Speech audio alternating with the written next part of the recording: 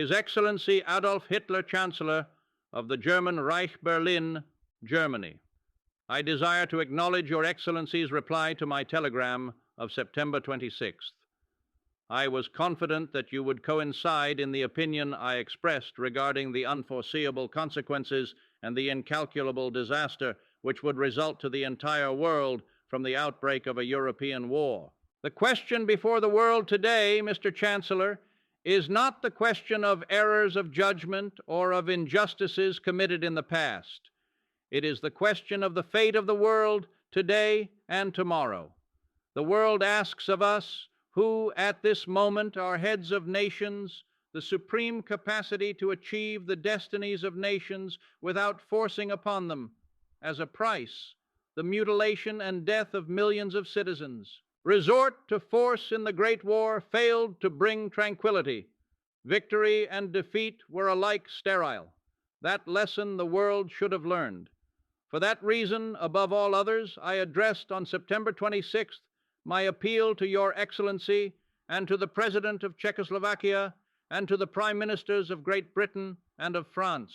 The 2 points I sought to emphasize were, first, that all matters of difference between the German government and the Czechoslovak government could and should be settled by peaceful methods, and second, that the threatened alternative of the use of force on a scale likely to result in a general war is as unnecessary as it is unjustifiable.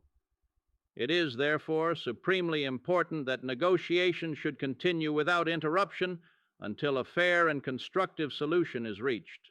My conviction on these 2 points is deepened because responsible statesmen have officially stated that an agreement in principle has already been reached between the government of the German Reich and the government of Czechoslovakia, although the precise time, method, and detail of carrying out that agreement remain at issue.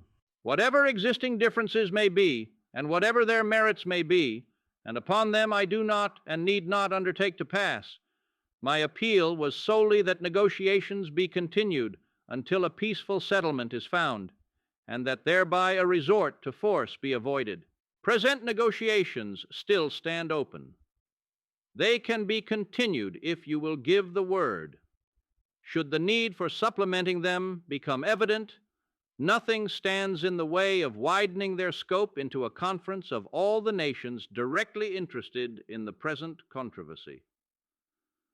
Such a meeting to be held immediately in some neutral spot in Europe would offer the opportunity for this and correlated questions to be solved in a spirit of justice, of fair dealing, and in all human probability with greater permanence.